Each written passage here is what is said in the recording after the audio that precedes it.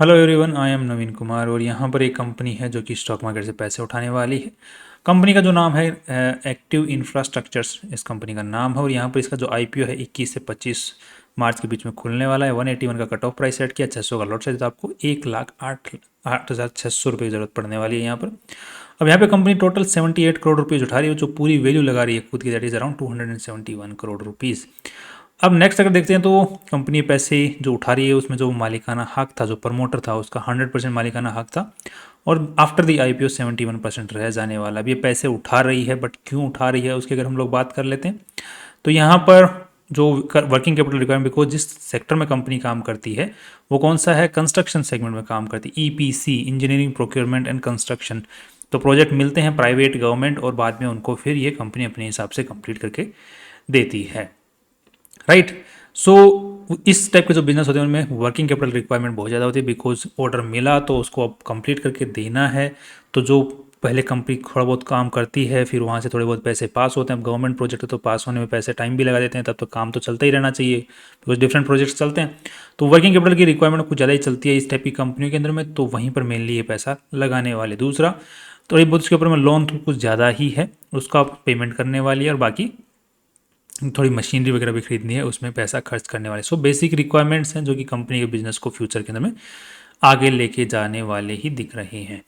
Next देखते हैं तो कंपनी का जो मेन प्रमोटर है उनका नाम है मतलब कंपनी ही है श्रद्धा इंफ्रा प्रोजेक्ट नाम से कोई कंपनी, जो कि ऑलरेडी स्टॉक मार्केट में लिस्टेड है, श्रद्धा इंफ्रा प्रोजेक्ट, जिसका आप लोग देख पा रहे हैं यहाँ पे 63 का स्टॉक प्राइस चल रहा है। कंपनी की जो पूरी वैल्यू है 319 करोड़ रुपए की चल रही है।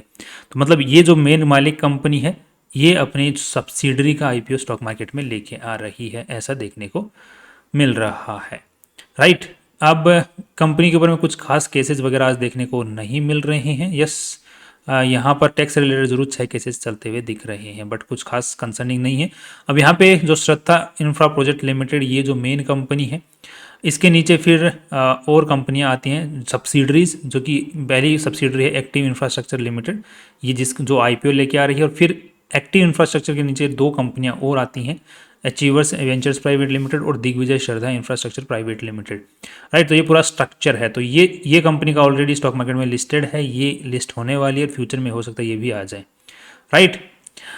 नेक्स्ट अब देख लेते हैं कि कंपनी की जो शुरुआत है वो दो सेगमेंट में, इंफ्रास्ट्रक्चर सेगमेंट में काम करती है। वैसे देखा जाए तो कंपनी की जो शुरुआत है 2007-8 के अंदर में हो गई थी। उसके बाद में इन्होंने डिफरेंट जो वो दूसरी कंपनियां स्टार्ट की हैं एंड इनको अप्रूवल्स वगैरह मिले हैं, राइट। इन एक्विजिशन किए हैं इन्होंने, मतलब सब्सिडरीज वगैरह बनाई हैं, तो वो यहाँ पर माइलस्टोन्स में आपको देखने को मिल जाएगा। नेक्स्ट कंपनी के अगर हम लोग आज के दिन किसके हाथ में बागडोर है, कौन चला रहा है कंपनी को, तो यहाँ पर देखने को मिल रहा है कि नितेश सांकलेचा जी नाम है इनका। ये कंपनी को आज के दिन मैनेजिंग डायरेक्टर बने हुए हैं। इस कंपनी के भी यही मैनेजिंग डायरेक्टर हैं और इस पर्टिकुलर श्रद्धा इंफ्रा प्रोजेक्ट के भी यही मैनेजिंग डायरेक्टर आज के दिन बने हुए हैं, जो एक ही आदमी चला रहे दोनों को।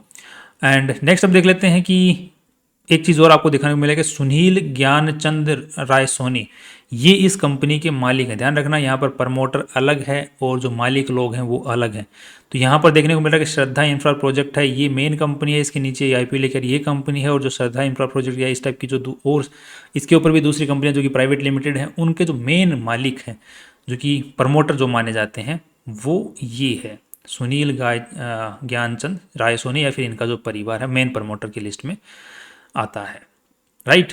नेक्स्ट अब देख लेते हैं कि ये, और यहाँ पर एक चीज़ आपको बताना चाहूँगा, इस कंपनी का जो मैनेजिंग डायरेक्टर है वो सिर्फ 60,000 रुपये महीने के अंदर में ही काम करता है।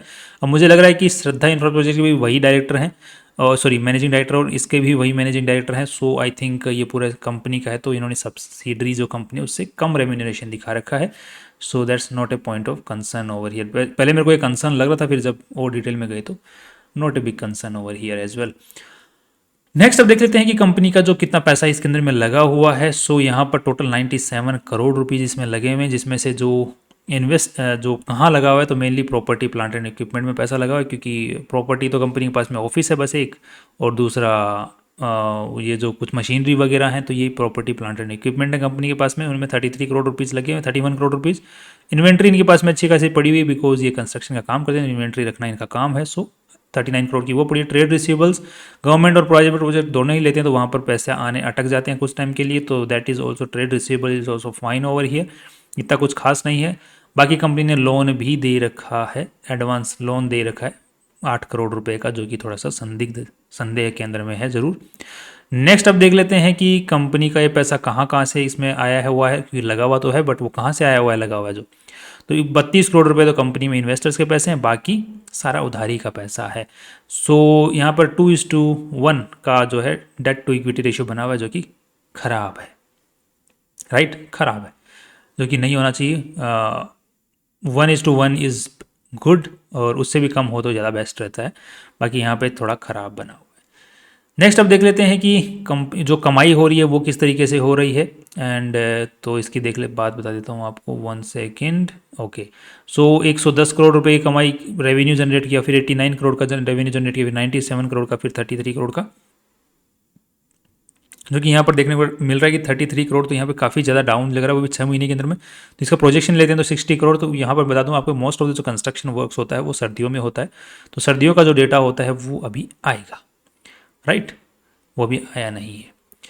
नेक्स्ट अब देख लेते हैं, तो यहाँ पर कुछ खास नेट प्रॉफिट्स की अगर बात करते हैं तो 9 करोड़, 9 करोड़ से फिर 10 करोड़, 10 करोड़ से फिर अभी 5 करोड़। तो इस साल का जो डेटा अभी आना बाकी है, सो हम लोग 10 करोड़ के हिसाब से ही पी रेशियो कैलकुलेट करके और उसके हिसाब से हम लोग वैल्यू निकालने की कोशिश करें कंपेरेटिवली, जिससे कि हम लोग एक सही नतीजे पर पहुंच सकें।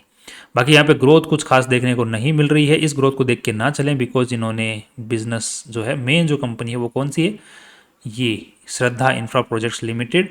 इसके अंदर में भी आपको एक चीज़ दिखाता हूँ, तो इसका भी जो ग्रोथ है यहीं से देखने को मिला है 2300, उसके पीछे पहले जो है बंसी ही पड़ी हुई है, ज़्यादा कुछ खास चल नहीं रहा, मतलब सब्सिडरी ही इसका मेन काम जो है वो संभाल रही है, सब्सिडरी के थ्रू ही मेन बिजनेस इसके अंदर में आ रहा है, right. And one more thing मैं आपको दिखा देता हूँ, इंफ्रा प्रोजेक्ट के अंदर में भी यहाँ पे भी एसेट्स के नाम पर and trade receivables is not a great thing. So यहाँ पे भी कोई दिक्कत नहीं है, बट यहाँ पर एक चीज़ मैं ज़रूर आपके सामने पॉइंट ऑफ कंसर्न रखना चाहूँगा कि कंपनी का जो है इन्वेंट्री बढ़ता ही जा रहा है, नेट प्रॉफिट भी बढ़ रहे हैं, trade receivables is all right, but inventory ही बढ़ता जा रहा है, कैश का जो रेशियो है वो बहुत कम बना हुआ है, जो कि एक पॉइंट ऑफ कंसर्न बना हुआ है। बाकी इतना बड़ा पॉइंट ऑफ कंसर्न भी नहीं है, राइट, सो नॉर्मली लिया जा सकता है इसको, जिस टाइप का कंपनी है। सो अब 10 करोड़ के हिसाब से कंपनी का पी और पीबी रेशियो निकाले थे, तो यहाँ पर जो वैल्यू लगाई जा रही है इस पूरी कंपनी की वो है 271 crore rupees. So that's around 27 का पी रेशियो। पीबी रेशियो देखा जाए तो यहाँ पर नेटवर्थ इज़ 32 और पैसे उठा रही है 77। सो यहाँ पे 110 करोड़ और 110 करोड़ के हिसाब से है 2.45 के आसपास का, 5 लेते थे 2.5 का यहाँ पर पीबी रेशियो बनता है। सो 27 और 2.5, सो यहाँ पर इसका जो पी रेशियो है वो 15 का है, इस कंपनी का है 13 का, जो इसकी पेरेंट कंपनी है इसका पी रेशियो है 15 का और इसका है 11 का। सो बेसिकली देखा जाए तो कंपनी जो कमाई है वो ऑलरेडी लिस्टेड कंपनी के मुकाबले कम कर रही है। एंड पीबी रेशियो की अगर हम लोग यहाँ पर बात करते हैं तो इसका पीबी रेशियो है 1.7, इसका है 3.2, इसका है 2.8, इसका है 3.5। सो पीबी रेशियो के हिसाब से जो वैल्यू है वो ठीक ठाक लगाई गई है, ना कुछ ज़्यादा कुछ करीम छोड़ी नहीं है। सो अब ओवरऑल व्यू क्या बन रहा है, ओवरऑल व्यू जो बन रहा है वो थोड़ा सा ये बन रहा है कि नीचे की तरफ में जा सकता है आने वाले टाइम के अंदर में, बिकॉज जो वैल्यू लगाई गई है वो मार्केट की कंडीशन के हिसाब से, मार्केट में जो स्टॉक प्राइस अभी चल रहे हैं, दो हम लोग जो कंपेयर कर रहे हैं तो ऑलरेडी स्टॉक मार्केट ठीक ठाक गिरा हुआ है, उसके उस वैल्यूज़ के ऊपर हम लोग कंपेयर कर रहे हैं, राइट। एंड ये जो आईपीओ लेके आए हैं वो गिरे हुए मार्केट वैल्यू के हिसाब से आईपीओ नहीं लेके आए हैं, ये जब मार्केट चढ़ा हुआ था उस वैल्यू के हिसाब से आईपीओ लेके आए हैं, तो उस हिसाब से ठीक था। बट अभी अब मार्केट में जब सस्ते में चीज़ें अवेलेबल है तो महंगे में कौन ले, तो उसको भी सस्ते होने का चांस हो सकता है। तो that's all from my side. बाकी आप कोई भी डिसीजन पॉजिटिव नेगेटिव, मेरा थोड़ा सा इसको इग्नोर करने का ही रेशियो बन रहा है। बाकी फ्यूचर में सस्ती होती है तो लॉन्ग टर्म के हिसाब से उठा सकते हैं फ्यूचर में, बाकी अभी तक तो कोई दिक्कत आई नहीं बिकॉज। और दूसरी एक चीज़ और बता दूँ, श्रद्धा इंफ्रा प्रोजेक्ट का भी कुछ खास पास्ट रहा नहीं है, अच्छा पास्ट नहीं रहा, अभी 2-3 साल का इनका पास्ट है। सो थोड़ी दिक्कतें जो आने वाली होती हैं, जो कि हम लोग यूजुअली पास्ट को देख के पता करने की कोशिश करते हैं, वो यहाँ पर हम लोग नहीं कर पाए हैं बिकॉज इनका पास्ट जो है वो है ही नहीं ज़्यादा। That's all. बाकी आप कोई भी डिसीजन पॉजिटिव नेगेटिव अपने फाइनेंशियल वजह से पूछ के और रिसर्च करके ही बनाएं। बाकी सी यू टुमारो।